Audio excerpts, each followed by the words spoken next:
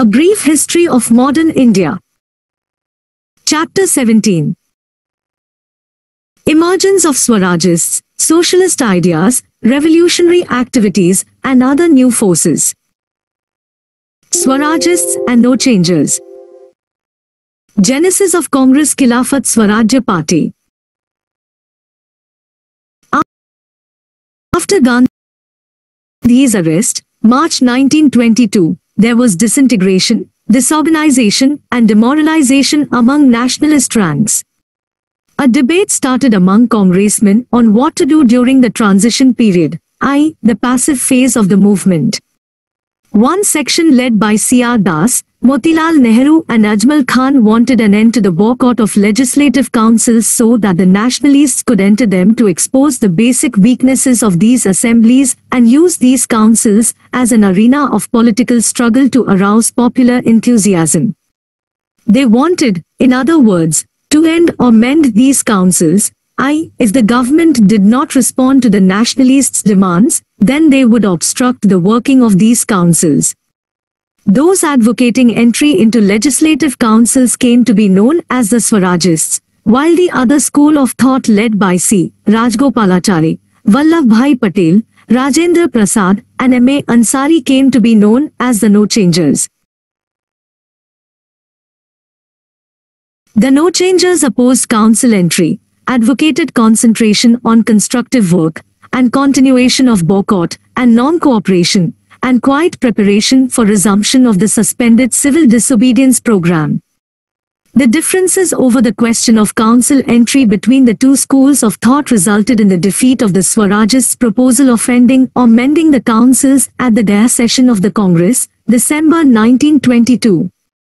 C.R. Das and Motilal Nehru resigned from the presidentship and secretaryship respectively of the Congress and announced the formation of Congress Khilafat Swarajya Party or simply Swarajist Party, with C.R. Das as the president and Motilal Nehru as one of the secretaries. Swarajists' arguments. The Swarajists had their reasons for advocating the entry into the councils. Entering the councils would not negate the non-cooperation program. In fact, it would be like carrying on the movement through other means, opening a new front. In a time of political vacuum, council work would serve to enthuse the masses and keep up their morale. Entry of nationalists would deter the government from stuffing the councils with undesirable elements who may be used to provide legitimacy to government measures. The councils could be used as an arena of political struggle. There was no intention to use the councils as organs for gradual transformation of colonial rule. No Changers' arguments. The No Changers argued that parliamentary work would lead to neglect of constructive work, loss of revolutionary zeal, and to political corruption. Constructive work would prepare everyone for the next phase of civil disobedience. Agree to disagree. Both sides, however, wanted to avoid a 1907 type split and kept in touch with Gandhi, who was in jail. Both sides also realized the significance of putting up a united front to get a mass movement to force the government to introduce reforms, and both sides accepted the necessity of Gandhi's leadership of a united nationalist front. Keeping these factors in mind, a compromise was reached at a meeting in Delhi in September 1923. The Swarajists were allowed to contest elections as a group within the Congress. The Swarajists accepted the Congress program with only one difference, that they would join legislative councils. The elections to the newly constituted Central Legislative Assembly and to provincial assemblies were to be held in November 1923. The Swarajist Manifesto for Elections. Released in October 1923, the Swarajist Manifesto took a strong anti-imperialist line. The points put forward were as follows. The guiding motive of the British in governing India lay in selfish interests of their own country. The so-called reforms were only a blind to further the said interests under the pretense of granting a responsible government, the real objective being to continue exploitation of the unlimited resources of the country by keeping Indians permanently in a subservient position to Britain. The Swarajists would present the nationalist demand of self-government in councils. If this demand was rejected, they would adopt a policy of uniform, continuous, and consistent obstruction within the councils to make governance through councils impossible. Councils would thus be wrecked from within by creating deadlocks on every measure. Gandhi's attitude. Gandhi was initially opposed to the Swarajist proposal of council entry. But after his release from prison on health grounds in February 1924, he gradually moved towards a reconciliation with the Swarajists. He felt public opposition to the program of council entry would be counterproductive. In the November 1923 elections, the Swarajists had managed to win 42 out of 141 elected seats and a clear majority in the Provincial Assembly of Central Provinces. In legislatures, in cooperation with the Liberals and the Independents like Jinnah and Malvi, they won a majority. The courageous and uncompromising manner in which the Swarajists functioned convinced him that they would not become just another limb of colonial administration. There was a government crackdown on revolutionary terrorists and the Swarajists towards the end of 1924. This angered Gandhi and he expressed his solidarity with the Swarajists by surrendering to their wishes. Both sides came to an agreement in 1924, endorsed at the Belgaum session of the Congress in December 1924, over which Gandhi, the only time, presided over the Congress session, that the Swarajists would work in the councils as an integral part of the Congress. Swarajist activity in councils. Gradually, the Swarajist position had weakened because of widespread communal riots and a split among Swarajists themselves on communal and responsivist-non-responsivist lines. The government's strategy of dividing the Swarajists, the more militant from the moderate, the Hindus from the Muslims, was successful. The Swarajists lost the support of many Muslims when the party did not support the tenants' cause against the Zamindars in Bengal. Most of the tenants were Muslims. Communal interests also entered the party. The death of C.R. Das in 1925 weakened it further. The responsivists. Among Swarajists, Lala Lajpat Rai, Madan Mohan Malvi and N.C. Kelkar advocated cooperation with the government and holding of office wherever possible. Besides, they also wanted to protect the so-called Hindu interests. The communal elements accused leaders like Motilal Nehru, who did not favor joining the council, of being anti-Hindu, even as Muslim communalists called the Swarajists anti-Muslim. Thus, the main leadership of the Swarajist party reiterated faith in mass civil disobedience and withdrew from legislatures in March 1926, while another section of Swarajists went into the 1926 elections as a party in disarray, and did not fare well on the whole. They won 40 seats in the centre and some seats in Madras, but were routed in the United Provinces, the Central Provinces, and Punjab. In 1930, the Swarajists finally walked out as a result of the Lahore Congress resolution on Purna Swaraj and the beginning of the civil disobedience movement.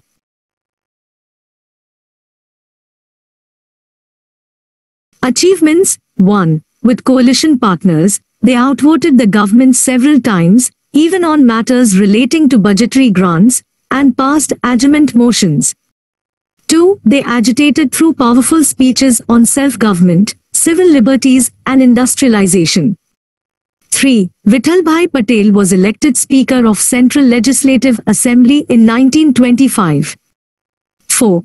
A noteworthy achievement was the defeat of the Public Safety Bill in 1928, which was aimed at empowering the government to deport undesirable and subversive foreigners, because the government was alarmed by the spread of socialist and communist ideas and believed that a crucial role was being played by the British and other foreign activists being sent by the Comintern. 5. By their activities, they filled the political vacuum at a time when the national movement was recouping its strength. 6. They exposed the hollowness of the Montfort scheme. 7. They demonstrated that the councils could be used creatively. Drawbacks. 1. The Swarajists lacked a policy to coordinate their militancy inside legislatures with the mass struggle outside. They relied totally on newspaper reporting to communicate with the public. 2. An obstructionist strategy had its limitations. 3. They could not carry on with their coalition partners very far because of conflicting ideas, which further limited their effectiveness. 4. They failed to resist the perks and privileges of power and office. 5. They failed to support the peasants' cause in Bengal and lost support among Muslim members who were pro-peasant. Constructive work by no-changers. The no-changers devoted themselves to constructive work that connected them to the different sections of the masses. 1. Ashrams sprang up where young men and women worked among Tiavanbialis and lower castes, especially in Kedah and Bardoli areas of Gujarat, and popularized the use of charkha and khadi. 2. National schools and colleges were set up where students were trained in a non-colonial ideological framework. 3. Significant work was done for Hindu-Muslim unity, removing untouchability, boycott of foreign cloth and liquor, and for flood relief. 4. The constructive workers served as the backbone of civil disobedience as active organizers. A critique of constructive work. National education benefited the urban lower middle classes and the rich peasants only. Enthusiasm for national education surfaced in the excitement of the movement only. In passivity, the lure of degrees and jobs took the students to official schools and colleges. Popularization of khadi was an uphill task since it was costlier than the imported cloth. While campaigning about the social aspect of untouchability, no emphasis was laid on the economic grievances of the landless and agricultural laborers comprising mostly the untouchables. Although the Swarajists and the no-changers worked in their separate ways, they kept on best of terms with one another and were able to unite whenever the time was ripe for a new political struggle. Emergence of new forces, socialistic ideas, youth power, trade unionism. The third decade of the 20th century is a watershed in modern Indian history in more ways than one. While, on the one hand, this period marked the entry of Indian masses into the national movement, on the other hand, this period saw the basic crystallization of the main political currents on the national scene. These diverse political currents owed their origin partly to the coming on the scene of the Gandhian philosophy of satyagraha based on truth and non-violence, as they embodied a positive or negative reaction to it. The international influence on Indian political thinkers during this phase was also more pronounced than before. The new forces to emerge during the 1920s included the following. Spread of Marxist and socialist ideas. Ideas of Marx and socialist thinkers inspired many groups to come into existence as socialists and communists. These ideas also resulted in the rise of a left wing within the Congress, represented by Jawaharlal Nehru and Subhash Chandra Bose. These young nationalists, inspired by the Soviet Revolution and dissatisfied with Gandhian ideas and political program, began advocating radical solutions for economic, political, and social ills of the country. These younger nationalists were critical of both Swarajists and no-changers, advocated a more consistent anti-imperialist line in the form of a slogan for Purna Swarajya, complete independence, were influenced by an awareness, though still vague, of international currents, stressed the need to combine nationalism and anti-imperialism with social justice, and simultaneously raised the question of internal class oppression by capitalists and landlords. The Communist Party of India.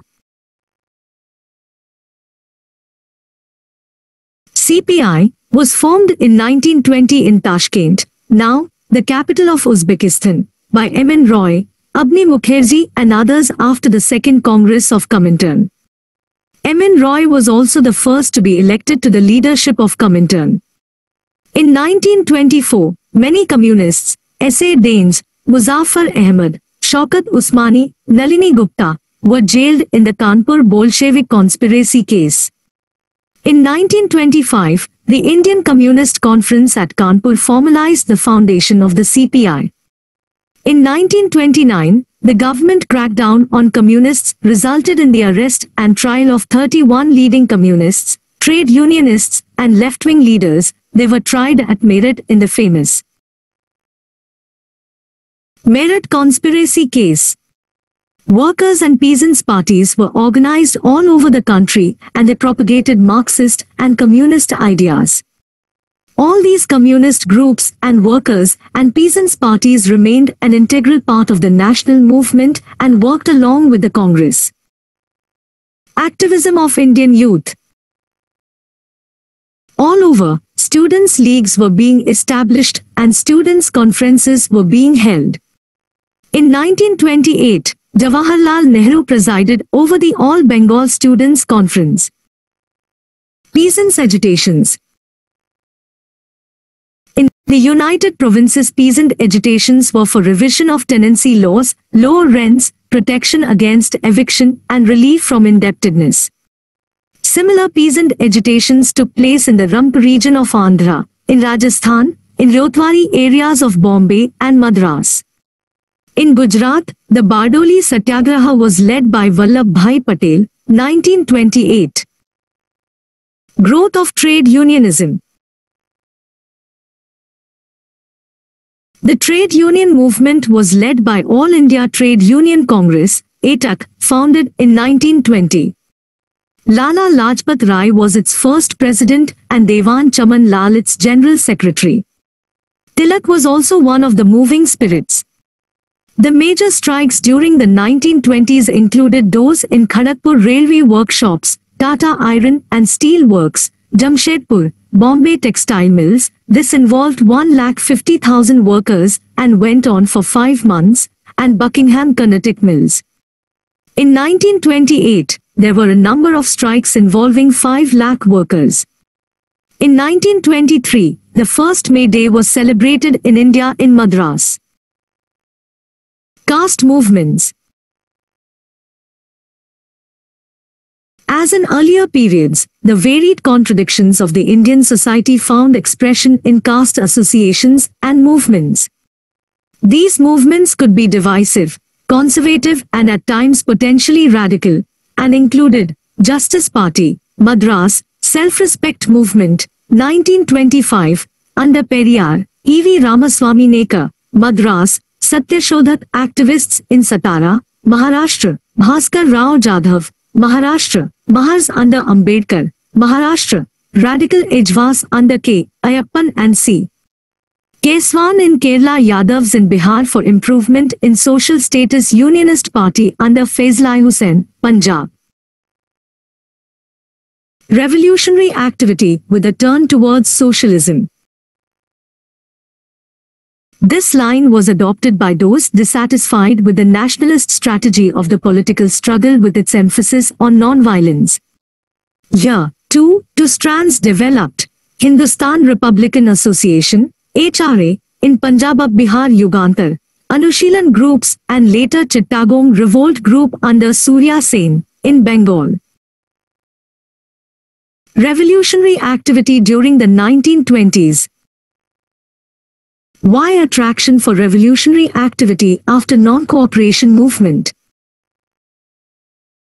The revolutionaries had faced severe repression during the First World War. But in early 1920, many were released by the government under a general amnesty to create a harmonious environment for the Montfort reforms to work. Soon, Gandhi launched the non-cooperation movement. Under the persuasion of Gandhi and C.R. Das, many revolutionary groups either agreed to join the non-cooperation program or suspended their activities to give the non-violent non-cooperation movement a chance. The sudden withdrawal of the non-cooperation movement, however, left many of them disillusioned. They began to question the basic strategy of nationalist leadership and its emphasis on non-violence, and began to look for alternatives. But since these younger nationalists were not attracted to the parliamentary work of the Swarajists or to the patient, undramatic, constructive work of the no-changers, they were drawn to the idea that violent methods alone would free India. Thus, revolutionary activity was revived. Nearly all major leaders of revolutionary policies had been enthusiastic participants in the non-cooperation movement and included Jogesh Chandra Chatterjee, Surya Sen, Bhagat Singh, Sukhdev, Chandrasekhar Azad, Shiv Varma, Bhagwati Charan Vohra, Jaidev Kapoor and Jatin Das. Two separate strands of revolutionary groups emerged during this period, one operating in Punjab, Bihar, and the other in Bengal. Major influences. 1. Upsurge of working-class trade unionism after the war. The revolutionaries wanted to harness the revolutionary potential of the new emergent class for nationalist revolution. 2. Russian Revolution, 1917, and the success of the young Soviet state in consolidating itself. 3. Newly sprouting communist groups with their emphasis on Marxism, socialism, and the proletariat. 4. Journals publishing memoirs and articles extolling the self-sacrifice of revolutionaries, such as Atmasakti, Sarathi, and Bijoli. 5. Novels and books such as Bandi Jivan by Sachin Sanyal and Patha Dabi by Shartchandra Chatterjee. A government ban only enhanced its popularity. In Punjab United Provinces, Bihar,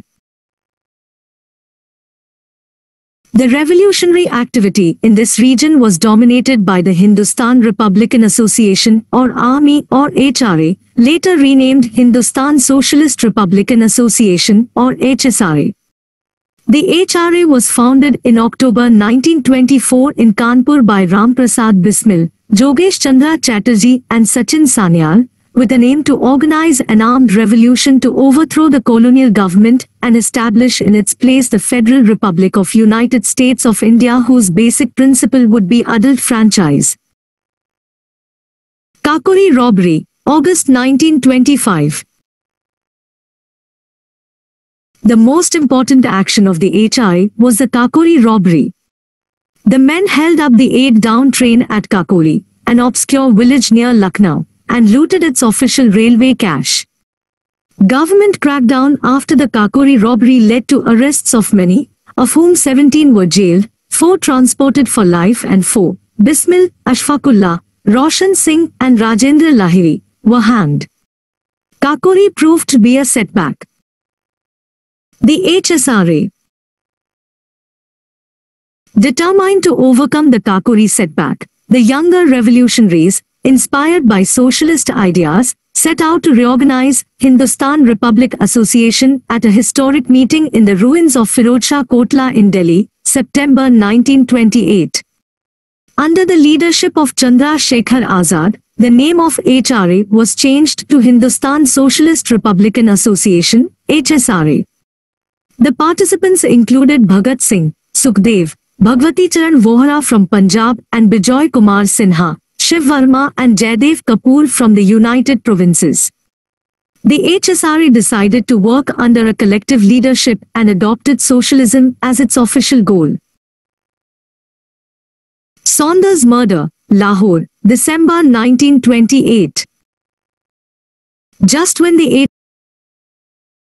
HSRA revolutionaries had begun to move away from individual heroic action, the death of Sherai Punjab Lala Lajpat Rai due to lathi blows received during a lathi charge on an anti-Simon Commission procession, October 1928, led them once again to take to individual assassination.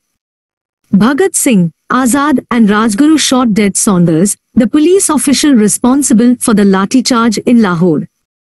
The assassination was justified with these words: "The murder of a leader respected by millions of people at the unworthy hands of an ordinary police officer was an insult to the nation. It was the bounden duty of young men of India to efface it." We regret to have had to kill a person, but he was part and parcel of that inhuman and unjust order which has to be destroyed. Bomb in the Central Legislative Assembly, April 1929. The HSRA leadership now decided to let the people know about its changed objectives and the need for a revolution by the masses.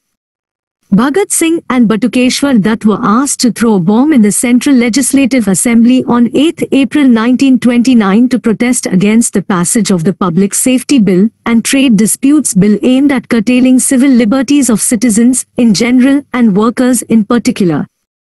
The bombs had been deliberately made harmless and were aimed at making the deaf hear. The objective was to get arrested and to use the trial court as a forum for propaganda so that people would become familiar with their movement and ideology.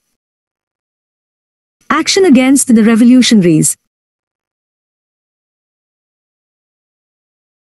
Bhagat Singh, Sukhdev and Rajguru were tried in the Lahore conspiracy case.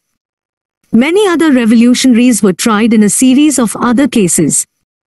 In jail, these revolutionaries protested against the horrible conditions through fasting, and demanded honorable and decent treatment as political prisoners. Jatin Das became the first martyr on the 64th day of his fast. The defense of these young revolutionaries was organized by Congress leaders. Bhagat Singh became a household name. Azad was involved in a bid to blow up Viceroy Evans' train near Delhi in December 1929. During 1930 there were a series of violent actions in Punjab and towns of United Provinces, 26 incidents in 1930 in Punjab alone. Azad died in a police encounter in a park in Allahabad in February 1931. Bhagat Singh, Sukhdev and Rajguru were hanged on 23 March 1931. In Bengal. During the 1920s many revolutionary groups reorganized their underground activities, while many continued working under the Congress, thus getting access to the masses and providing an organizational base to the Congress in towns and villages. Many cooperated with C.R. Das in his Swarajist work. After Das's death, 1925, the Bengal Congress broke up into two factions, one led by J.M. Sengupta. Anushilan group joined forces with him, and the other led by Subhash Bose. Yugantar group backed him. The actions of the reorganized groups included an assassination attempt on the notorious Calcutta Police Commissioner, Charles Tegart. Another man named Ray got killed by Gopinath Saha in 1924. The government, armed with a new ordinance, came down heavily on revolutionaries. Many including Subhash Bose were arrested. Gopinath Saha was hanged. Because of government repression and factionalism among the revolutionaries, revolutionary activity suffered a setback, but soon many of revolutionaries started regrouping. Among the new revolt groups, the most active and famous was the Chittagong group under Surya Sen. Chittagong Armory Raid, April 1930. Surya Sen had participated in the non-cooperation movement and had become a teacher in the National School in Chittagong. He was imprisoned from 1926 to 1928 for revolutionary activity and afterwards continued working in the Congress. He was the secretary of the Chittagong District Congress Committee. He used to say humanism is a special virtue of a revolutionary. He was a lover of poetry and an admirer of Tagore and Qazi Nazrul Islam. Surya Sen decided to organize an armed rebellion along with his associates, Anand Singh, Ganesh Ghosh and Loknath Ball, to show that it was possible to challenge the armed might of the mighty British Empire. They had planned to occupy two main armories in Chittagong to seize and supply arms to the revolutionaries, to destroy telephone and telegraph lines, and to dislocate the railway link of Chittagong with the rest of Bengal. The raid was conducted in April 1930 and involved 65 activists under the banner of Indian Republican Army, Chittagong branch. The raid was quite successful. Sen hoisted the national flag, took salute and proclaimed a provisional revolutionary government. Later, they dispersed into neighboring villages and raided government targets. Surya Sen was arrested in February 1933 and hanged in January 1934, but the Chittagong raid fired the imagination of the revolutionary-minded youth and recruits poured into the revolutionary groups in a steady stream. Aspects of the new phase of revolutionary movement in Bengal. Some noteworthy aspects were as follows. There was a large-scale participation of young women, especially under Surya Senator. These women provided shelter, carried messages, and fought with guns in hand. Prominent women revolutionaries in Bengal during this phase included Prithilatha Vaddedar, who died conducting a raid, Kalpana Dutt, who was arrested and tried along with Surya Sen and given a life sentence, Santi Ghosh and Suniti Chandeli, school girls of Kamila, who shot dead the district magistrate. December 1931, and Bina Das, who fired point blank at the governor while receiving her degree at the convocation, February 1932. There was an emphasis on group action aimed at organs of the colonial state, instead of individual action. The objective was to set an example before the youth and to demoralize the bureaucracy. Some of the earlier tendency towards Hindu religiosity was shed, and there were no more rituals like oath-taking, and this facilitated participation by Muslims. Surya Sen had Muslims such as Sattar, Mir Ahmad, Fakir Ahmad Mia and Tunu Mia in his group. There were some drawbacks too. The movement retained some conservative elements. It failed to evolve broader socio-economic goals. Those working with Swarajists failed to support the cause of Muslim peasantry against zamindars in Bengal. Official reaction.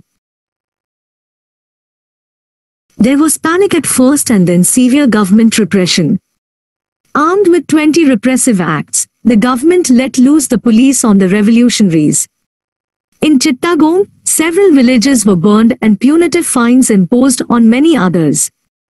In 1933, Jawaharlal Nehru was arrested for sedition and given 2 years sentence because he had condemned imperialism and praised the heroism of the revolutionaries. Ideological rethinking.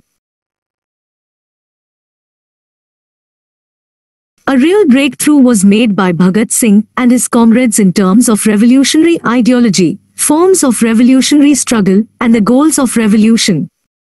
The rethinking had begun in the mid-1920s. The founding council of HRA had decided to preach revolutionary and communist principles, and the HRA Manifesto, 1925, declared that the HRA stood for abolition of all systems which made exploitation of man by man possible. The HRA's main organ Revolutionary had proposed nationalization of railways and other means of transport and of heavy industries such as shipbuilding and steel.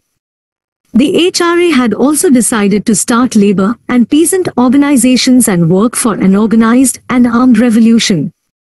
During their last days, late 1920s, these revolutionaries had started moving away from individual heroic action and violence towards mass politics. Bismil, during his last days, appealed to the youth to give up pistols and revolvers, not to work in revolutionary conspiracies and instead work in an open movement. He urged the youth to strengthen Hindu-Muslim unity, unite all political groups under the leadership of the Congress. Bismil affirmed faith in communism and the principle that every human being has equal rights over the products of nature. The famous statement of the revolutionary position is contained in the book The Philosophy of the Bomb written by Bhagwati Charan Vohra.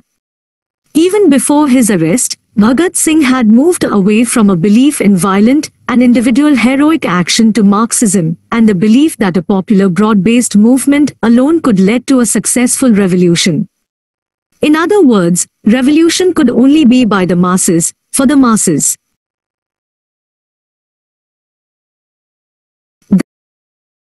That is why Bhagat Singh helped establish the Punjab Naujwan Bharat Sabha, 1926, as an open wing of revolutionaries to carry out political work among the youth, peasants and workers, and it was to open branches in villages. Bhagat and Sukhdev also organized the Lahore Students' Union for open, legal work among students. Bhagat and his comrades also realized that a revolution meant organization and development of a mass movement of the exploited and the suppressed sections by the revolutionary intelligentsia. Bhagat used to say, real revolutionary armies are in villages and factories. What then was the need for individual heroic action? Firstly, effective acquisition of new ideology is a prolonged and historical process, whereas the need of the time was a quick change in the way of thinking. Secondly, these young intellectuals faced the classic dilemma of how to mobilize people and recruit them. Here, they decided to opt for propaganda by deed, i.e., through individual heroic action, and by using courts as a forum for revolutionary propaganda. Redefining revolution. Revolution was no longer equated with militancy and violence. Its objective was to be national liberation. Imperialism was to be overthrown, but beyond that a new socialist order was to be achieved, ending exploitation of man by man. As Bhagat Singh said in the quote, revolution does not necessarily involve sanguinary strife, nor is there a place in it for personal vendetta. It is not the cult of bomb and pistol. By revolution we mean the present order of things, which is based on manifest injustice, must change. Bhagat fully accepted Marxism and the class approach to society. Peasants have to free themselves not only from the foreign yoke, but also from the yoke of landlords and capitalists. He also said, the struggle in India will continue, so long as a handful of exploiters continue to exploit labor of common people to further their own interests. It matters little whether these exploiters are British capitalists, British and Indian capitalists in alliance, or even purely Indians. He defined socialism scientifically as abolition of capitalism and class domination. Bhagat was fully and consciously secular.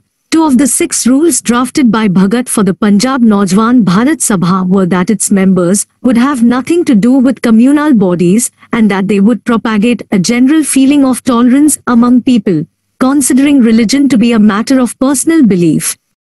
Bhagat Singh also saw the importance of freeing people from the mental bondage of religion and superstition. To be a revolutionary, one required immense moral strength, but one also required criticism and independent thinking.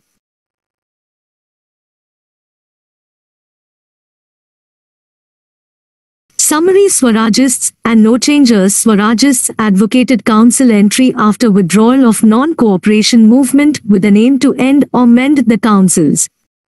No-changers advocated constructive work during transition period. Emergence of new forces during 1920s. 1. Spread of Marxism and socialist ideas. 2. Activism of Indian youth. 3. Peasants' agitations. 4. Growth of trade unionism. 5. Caste movements. 6. Revolutionary terrorism with a tilt towards socialism. Activities of HRA or HSRA established. 1924 Kakuri robbery. 1925 reorganized. 1928 Saunders murder. 1928 bomb in Central Legislative Assembly. 1929 bid to blow up Viceroy's train. 1929 Azad killed in police encounter. 1931 Bhagat Singh, Rajguru, Sukhdev hand. 1931 broadened view of HSRA. In later years, ideology moved away from individual action towards socialistic ideals. Revolutionaries in Bengal attempt on life of Calcutta Police Commissioner. 1924 Surya Sen's Chittagong Revolt Group and Chittagong robberies. 1930